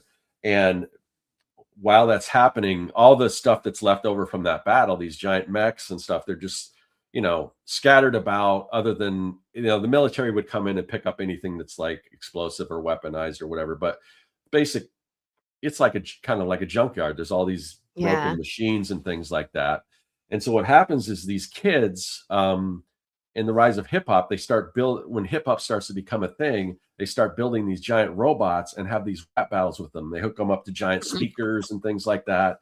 And then they have these rap battles, but it's all underground because technically it's illegal to operate any of these machines according to the government and everything. They've switched everything over to AI, in case these kaijus come back, which, spoiler alert, they eventually come back and they take out the AI. So there's no way for anyone to defend themselves except for these hip hop kids that have these giant mechs that they've built, because they're not affected by wiping out the AI and everything. So it's basically, it's kind of like, it's kind of like Voltron, hip hop, and Godzilla kind of wrapped in Kaiju, that's one. So awesome. yeah, so that's the new book that I'm working on. So far, I'm just working on the cover, but with the now that I'm kind of going back to talking about comics on that channel, I want to use that as a way to build anticipation for this comics, as well as talk about and give people advice who are working on comics on kind of some things that I've learned along the way. Yeah. And just share. I want to share the whole process of me coming up, because it's still in the very beginning stages. I've got ideas, haven't really started any pages. I talk about, I'm going to video that's going to drop tomorrow, and I talk about why I wanted to create the cover first, so that I could hang that cover on my wall, so it would inspire me to kind of finish the book. Yeah. So when I walk to my studio every day and I see this giant cover design hanging up on my wall, it's like, oh yeah, that's the end goal right there. So yeah. So I'm putting out videos, and so far they're doing good. People are kind of digging them. And then on the other channel, the Retro Art Lab, where I do all these it's more of a maker channel. I'm collaborating with my friend Kevin Cross, and we've been creating this mock cereal box, and it's gets cereal and everything. So All he your, designed like, he designed maker the stuff character. cracks me up, man. Sorry. Yeah, he designed the character, and then I did the graphic design, and we're working on creating the prizes, and then the next video there's tattoos. We're going to create some tattoos that and just all that stuff. So that's the project that I will make you the cereal that goes.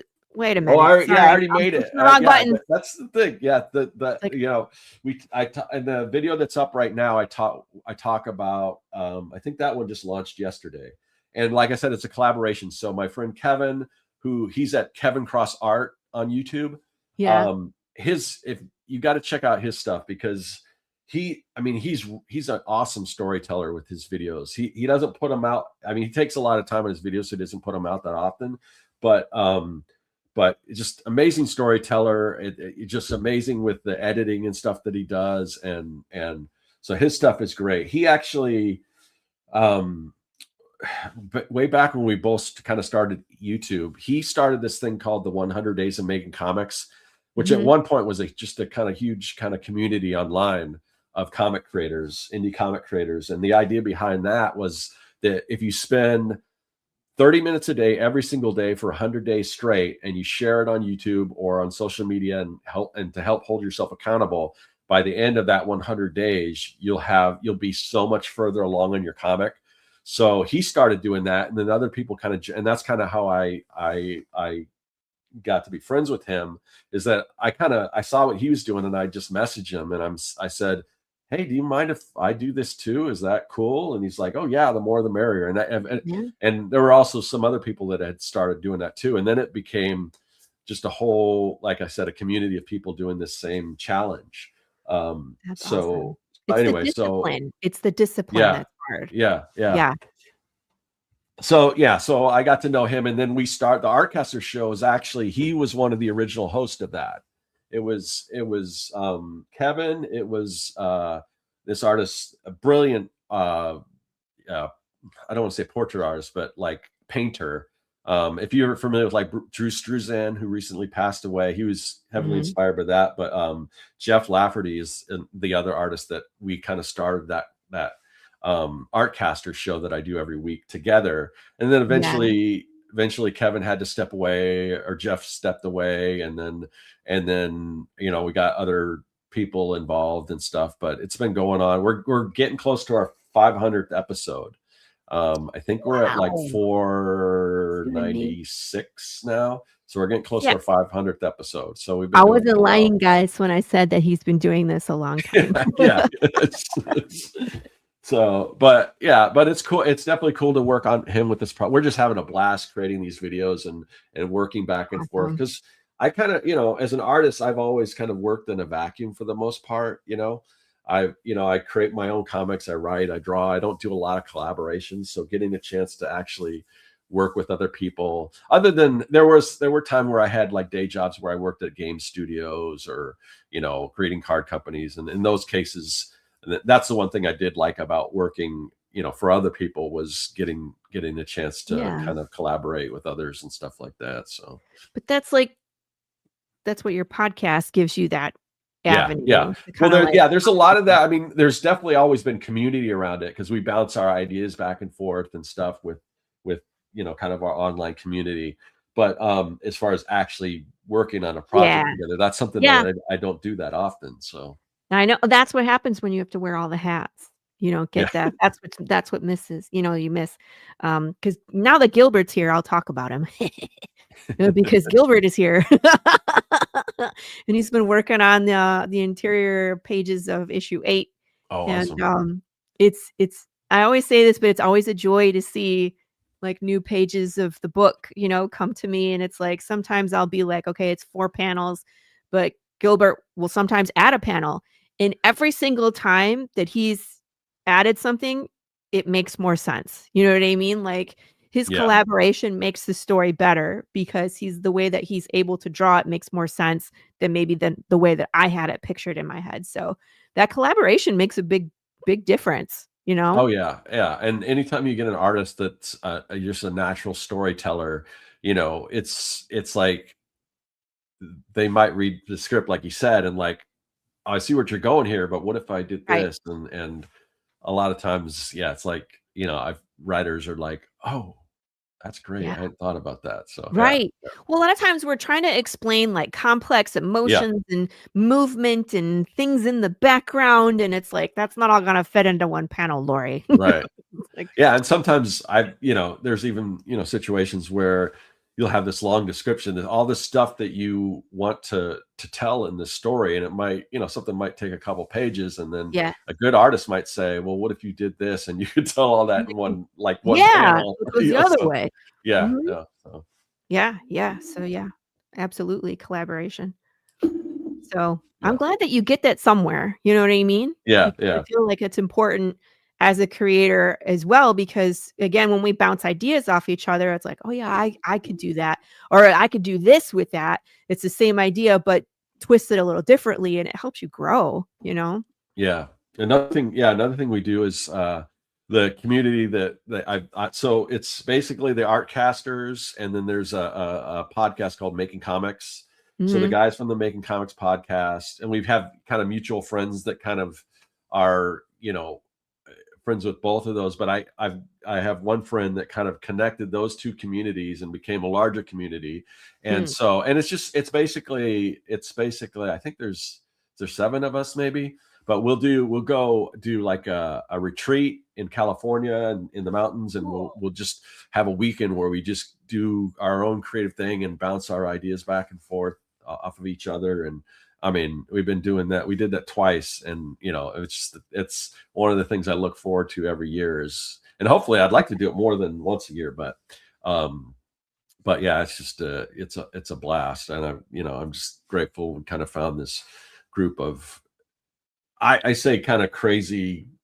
We're crazy in the fact that we probably go a little too hard on the comic stuff, more than maybe is healthy, and or just work. I mean, we're all kind of like workaholics, and Yeah. it's just like, so it's good to find people that are as insane about this thing as we are, Yes, I agree. Yeah. 100%, and it's But like, it's I think your you could kind of relate to us too, insanity. because yeah, Well, I yeah, mean, it's your specific kind of insanity because, like, here I am making, I don't pogs, for yeah, example, right, yeah, right? And then people tell me, "No, don't do that." But then there's the Fish Lee who's like, "You should totally make that, and you should do this to them." And I'm like, right, yeah. "So, I think Fish and I have that same kind of insanity." Yeah, that's always great, when that's happened so many times recently as I'm working on these projects, or somebody will throw an idea out there. I'm like, "Oh, that's great. Yeah, Yeah. I'm definitely gonna do that." It's things you hadn't, 'cause Thought of. I consider myself pretty creative, but there's always ideas that I never thought of, and it's just like, "Oh, that's brilliant. Thank you so much. I'm gonna Right, integrate that." Yeah. right. That's awesome. So what are your goals for this hip hop hop Hip hop? Optimus Rhyme? Yeah, it's kind of a tongue twister. So, but basically, like I said, my goals, and I have a coach that I work with, and we've been trying to put, a little more of some time frame involved. But Uh-huh. at least as far as right now, the goal is, like I said, I kind of want to share the process of this through my YouTube channel. So right now I think I've got a few kind of videos ready to go.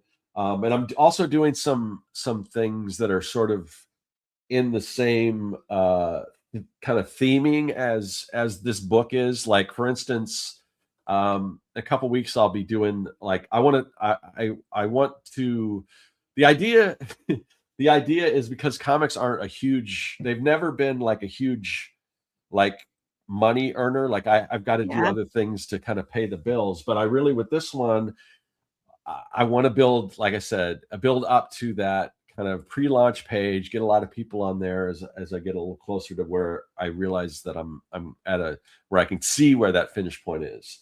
Mhm. And as I'm doing that, I just want to build an audience for this book. And I want to build an audience that are interested in kind of this whole hip hop thing I'm doing. And because the comic won't be done for a while, I want to do some prints and things that are, well, back when we talked about t-shirts and like sure, I could make a Hip Optimist Rhyme t-shirt. It probably won't sell very well because people really don't know what that is yet. But if Yeah. people are into hip hop, what I want to do is I want to take some like classic hip hop album covers and kind of re-envision it in sort of this kind of either as giant kind of mechs or put some kind of kaiju theming to it. So I'll be Yes. doing some of that stuff in the interim and putting that up and hopefully kind of get people, some cool stuff that people can purchase and kind of help me kind of fund this endeavor along the way, Right. as well as all the other stuff. I've got a number of other kind of business like the wax packs and all that, Yeah. stuff like that's also all that stuff in my mind is going to be working to accomplish my ultimate goal of finishing this comic and getting it launched. And I want this to be the biggest launch I've ever done, and I think in order to do that, I'm going to be sharing this process along the way and building that audience up from there. So, and like I said, so far the latest videos are doing a lot better than some of my other videos do. So if I can keep up this trajectory, I think I have a really good chance of like really, building an audience. And so far the feedback I've got from people about this project is really, positive. So that's kind of, but the goal is to, there's a lot of, and I'm going to even do a video on this, but there's a lot of stuff I don't know yet about the comic. I don't know if I'm going to release it as a web comic beforehand. I don't know if it's going to be in color. I don't know if, the format. I don't know if it's going to be like a standard floppy comic or I'm just going to go straight to like a larger. So those are things I got to figure out. So, and my goal is to kind of take people along with me on that journey as I'm discovering what this thing is. That's awesome. And for people that are just starting, because there's a ton of creators, I get people that contact me all the time, and I'm still fairly new at this, where they're like, how do I get started? And what you just said is usually how I recommend people get started. They're like, well, I don't have any pages done. I don't know how many pages it's going to be. I have no idea, when we're going to release it. And I said, let people see your process. Let people, understand what your goals are and watch you along your journey. That's what people want. And I think, yes, we're going to get there, Carrie. We got about 10 more minutes and then we will drop all the links, I promise. But I think what actually helped Path is I was gearing to get started. I was wanting to get started. It was January 2020 and let's go. And then everything fell apart because of COVID. Right. And so it actually took me 2 additional years before we published. But the whole time I was building an audience and I was promoting and this is what we're doing. And we fell down and I have to switch artists and this and that. But people were invested in that journey because they were there from the beginning and they want to see you succeed. They want to be, I was following this when it was just a cover on Scott's wall. Mm-hmm. And now I can purchase whatever it is, you know what I mean, at the end product. And so the way that you're doing it is 100% what I think people should do if they're getting started. So if people come to me and then they ask me, how do I get started? I'm just going to send them to your videos and be like, well, actually, I have a series called Making Comics 101. Yeah, I have it. Right it's just it's basically the most comprehensive free course on making comics that you're going to find anywhere. It's free on YouTube. And it's in total. So there's a main episode that's a little longer. And then there's these kind of quick tip videos. And then there's a kind of a deep dive too after that. And so in total, there's like 70 episodes that you can watch. And it really, like I said, as far as anything because a lot of people have tried to do something like this and they're like, I'm going to do a series on how to make comics. And then they'll start making on YouTube and then they'll just kind of give up. But I saw this whole thing through. So it's a full free course and it'll take you a while to get through it. If you watch, you can either watch there, you can kind of indicate it. The ones with the yellow covers are kind of the main episodes. Then the deep dives kind of have the blue, and then the quick tips are kind of that orange. Quick tips are kind of the orange, but you can either watch them all, or you can just go and say, I just want to learn about inking and go directly to the inking video. So you can watch it all the way through. You can either watch the main episodes, you can just watch all the quick tips, you can, whatever. So, but but it's yeah, I created that, oh, how many years ago now? It probably says on there, was it 5 years? 6 years. Yeah. So, but it's still relevant. So, I mean, I Yeah. always send people there because you're not going to find a better free course out there anywhere. You might be able to find a good course that you could pay a lot of money for, but as far as Yeah. something free on YouTube that anyone can access, Holy you're not going moly, to find look at all anything better these. than that.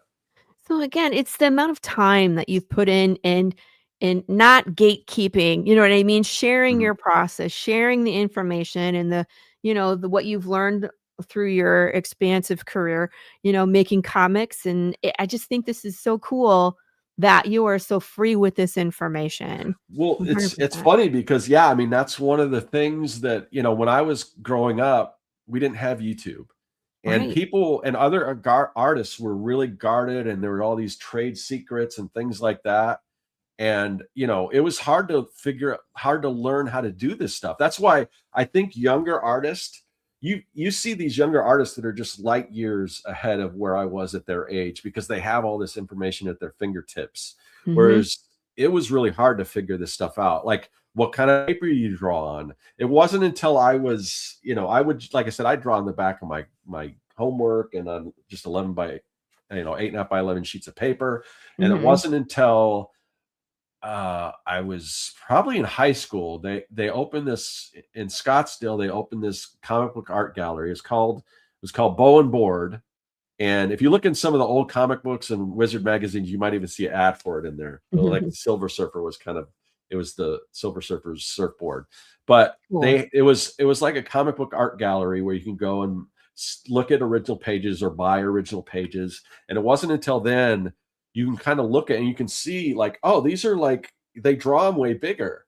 And you could look at it and you could see the paste ups. You could see where they added word balloons or added logos or where they made a mistake and they whited it out. And just by looking at that, I learned so much. I would go in there and I couldn't afford any. I mean, these things were a lot of money, a lot less money back then than they go for now, but still, way out of my price range. But I would just go in there and look at them and like, oh, that's yeah. And then and this goes back to probably how I figured out how to do like cereal boxes and stuff just by Yeah. reverse engineering stuff. Yeah. So then I like, okay. And then, but it was a lot of you had to figure that stuff out. I had, when I first went to art school, there were some comic classes that I took and I learned some stuff there too, but it was not easy to come by. And people were really hesitant to give up trade secrets. But when the internet came along, that stuff is starting to be now it's like why bother trying to keep that stuff, like even like weird, even things like with like magic tricks, it's like all that stuff was a mystery and now people are just sharing how to do it, which is like, Yeah. I don't know, I kind of like the mystery involved. I was kind of like trying to figure out how to do stuff myself, but now like nothing's a secret. If you got this Right. crazy magic trick, it's like, oh, this is how you do it, whatever. But at least with comics, I think that's just so cool that you can kind of learn how to do that and people are willing to show you all that stuff. Absolutely. It's crazy that we have like this supercomputer in your Yeah, pocket. yeah, yeah. You really, if you take the time and you have the It dedication that you really could there's some teach good yourself things and just some about bad things everything. about that, but Exactly, exactly. It's a double-edged sword for sure. yeah, So I want to remind people where they can find you. Please go check out circworks.com. This is an incredible webpage. I know we were thank talking you. about our web pages and how, it's the bane of our existence. Your webpage is beautiful. Um, Thank it's you. Thank you. it's gorgeous. It has all the cool stuff. This is so great. What is reinventification? That's awesome. Simply Yeah, put, reinventification is the process of reinventing vintage. That's so cool, and I mean, like, it's so, um, popular right now, especially with Hollywood rebooting all their freaking franchises before people I don't know, and yeah. that's I hate that, but it's like when we do it, it's cool. Yeah. So screw Well Hollywood. well, yeah, and, so, I mean, I do have to make some updates because right now, I mean, like I said, I've recently changed, and I've got these 2 YouTube channels, and I don't think they're both linked from this, but They're not. I made a mental note of that I have to change that. So, but yeah, there's a link to my Amazon store where you can get those, and there's some of Yeah. this stuff. I gotta redirect some of these links because a lot of this stuff it'll be on the new channel, but if you have after you get done kind of going through this, if you can just search Retro Art Lab on YouTube Retro and Art pull that up, Lab. and you can show, because that's my newest channel. And Retro art is one word. It's just called Retro Art Lab. If you type Retro Art Lab in the YouTube search, it should come up. Here it is. Yeah. So this is my new channel, and like I said, it's only got like 330 subscribers, but it's growing, and I'm happy with the way things are going so far. But this is where you're going to find all that stuff. My collaboration with Kevin, that's the nostalgic inspiration one there, and me making like wax packs and all these my gross food stickers. So all that stuff is going to now be on this channel. Cool. And then the comics will be on my other channel, just at Serkworks Art Lab on YouTube. Very cool. So, and really, I'm trying to, we talked about before about the goods and bad things about having a phone. I'm trying to get away from, like, I really don't post much on social media. I don't really post much on, if anything at all, on Facebook or Instagram or Twitter or any of that stuff. I'm just trying to get away from that. So basically, I've got a newsletter, and that's also through Substack that I use. I also have a Patreon, and there's a free tier on Patreon. So even if you don't have the money or are not interested in doing like the subscription to Patreon, you can join for free, and then I'll put out my videos and anything I've got to talk about, I'll put on there, my free tier. So that's usually how I communicate with people, is either through email, my newsletter, or like my Patreon, which there are like free tiers on that too. So but I'm just trying to cut out social media, because for one, I don't know that I think now, like with Instagram, I think people are just scrolling as fast as they can. So I don't really see that it's converting. Like, it's hard to get people off of Instagram to go to your store or whatever. So if there's not an easy way to click on something and link out, I'm like, I'm not going to waste my time on that anymore. So, I mean, I have all those social medias. You can go and see all any old stuff on there. But if you try to DM me on Instagram, you probably won't hear back from me, because I don't have alerts turned on, and I don't check that often enough. So I'm just trying to stick with YouTube, Substack, and Patreon, and that's my main thing. I mean, honestly, you have to, it's so hard these days when there's 75 different places you can post. Yeah. Right. But I'm with you. It's like, I pick like 3, and I focus on those 3, because that's where most of my followers are. And I might post every now and again to some of these other ones, but it's so hard, the amount of time it takes to communicate with everybody. And I'm with you. Like, if people are posting or they're trying to message me on Instagram, I've tried to turn on those notifications, and they don't work for me. So they might sit there for a month before I realize you're asking me a question. I'm like, sorry. So find us where we are, unfortunately. These are cool too. So you just have so much cool stuff. Like I said, I'm kind of a madman when it comes to just, like, I mean, honestly, like I said, I don't know if it's healthy or not. I mean, I don't watch a lot of TV, or I don't play any video games. To me, if I have any time, I just want to be making stuff. That's kind of my thing. So I'm with you. I just rebound 10 books for somebody. They're all packed up and ready to ship, so I can't show you guys, but I'll be posting a video later today of me rebuilding these books that I took apart. Those ones are always the hardest to watch for the authors, where I'm ripping off covers and smiling real big. I think it's fun. It's a great way to there's all my social links that I won't really be posting on. It's just out of date. And I mean, like, I was real interested in here too with your comic lettering master classes. So I had this one in the cart. Like, this is cart 1. That's what's up there, is this. So I in addition to like the printed books and stuff, I have digital packs for this. So comic lettering masterclass is kind of a combination of a course and a kind of workshop and just a set of tools. So it comes with like a bunch of digital word balloons and fonts and things like that.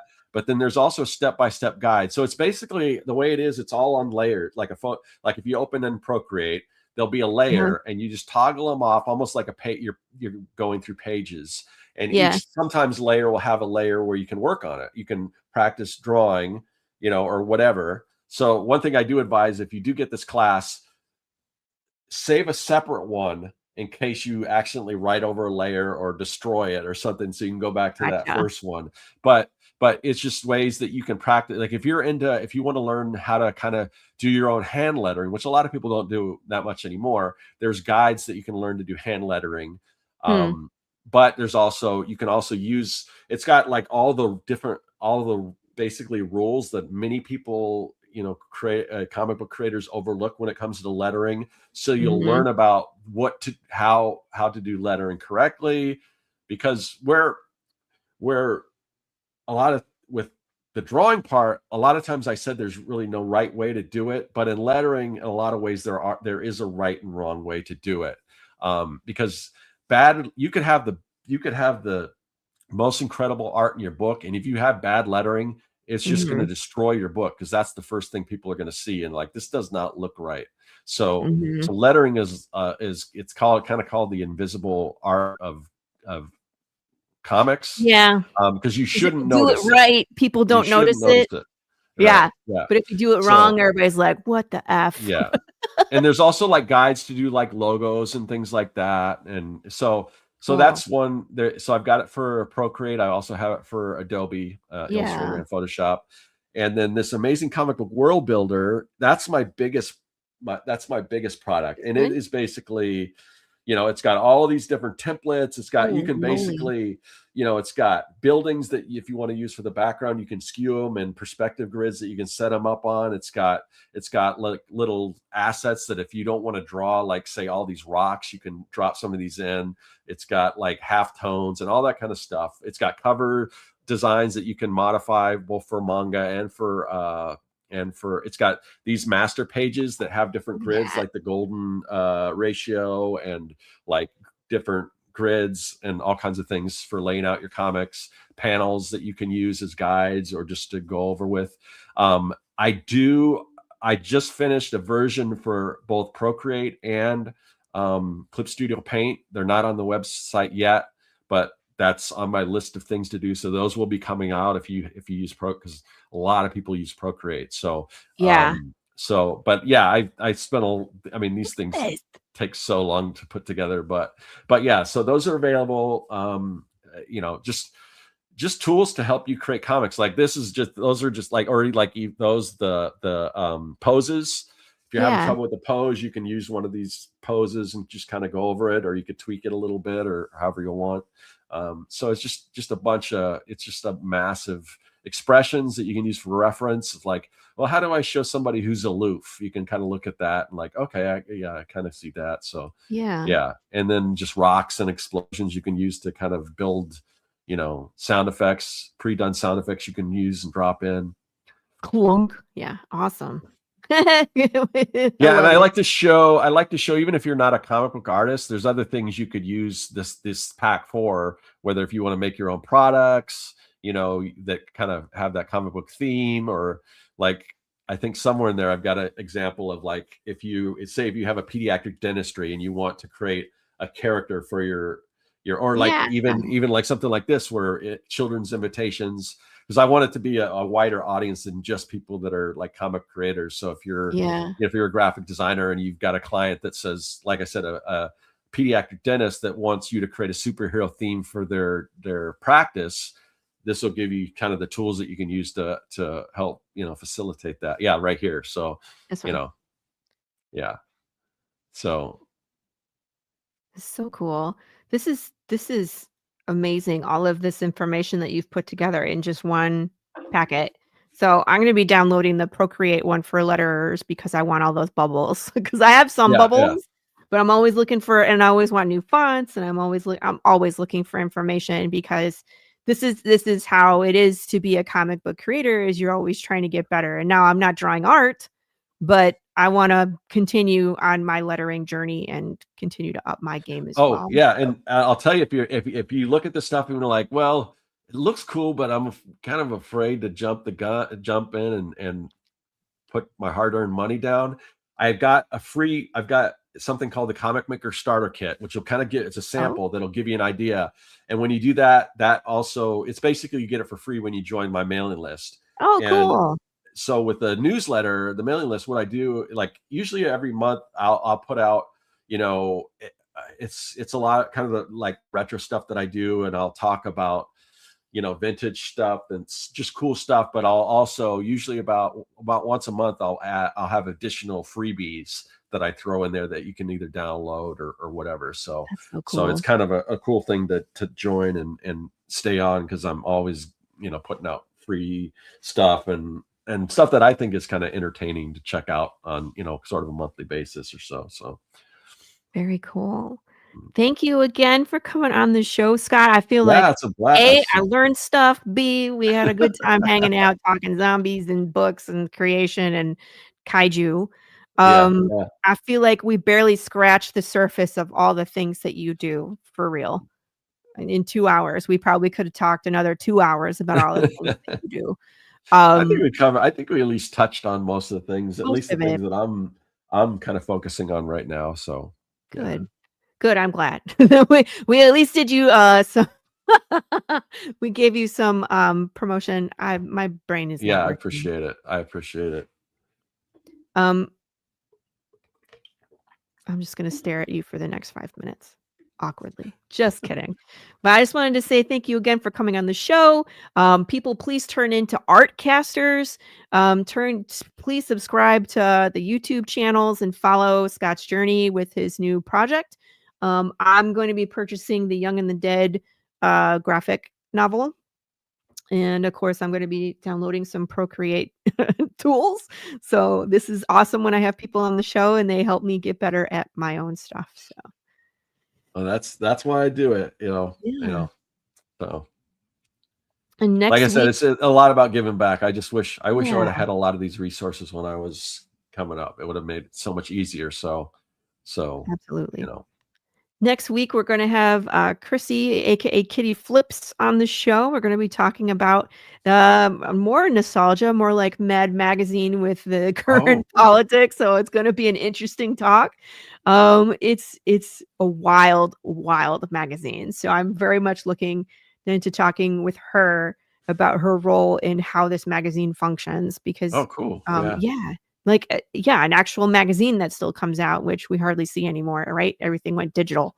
So, all right, my friends, that's the show. Thanks for tuning in. Tune in next week at 11 a.m. Eastern Standard Time for more comic talk. I want to say hello to everybody on Roku. I think my parents watch my show on Roku, so now that they found it. So, hi, Mom and Dad. Be excellent to each other. Kiss your babies, and we're going to play some ads on the way out. Thanks for watching, everybody. See you next week. Bye, everyone. Thank you, Laurie. Absolutely.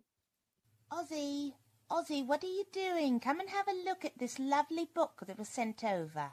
You're wrapping in the perpendicular. Oh, go on and spit the bag out your mouth. No one can understand you like that. Very nice. Say how 5 dentists and all. Oh, well, that's not much better. Ozzy, why don't you sing to me? I can always understand you when you sing to me. Fucking my brains. What is this my publisher sent me? Inked in black with art so sweet. So what do you think? Do you like it? Oh, Lord, yeah.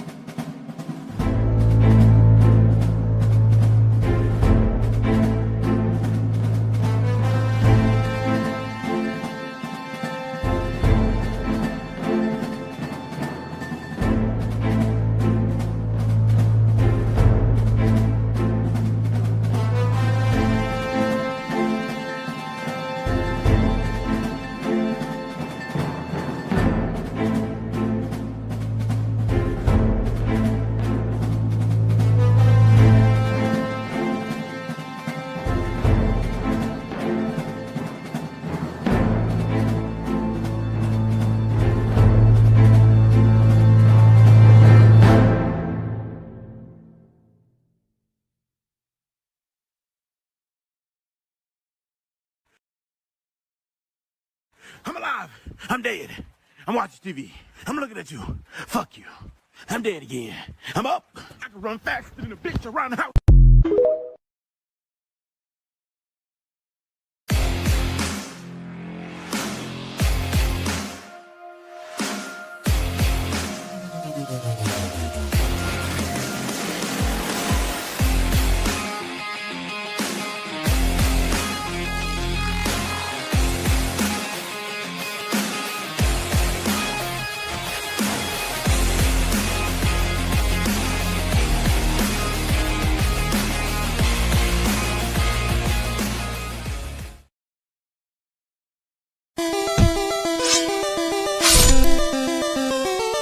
Ooh.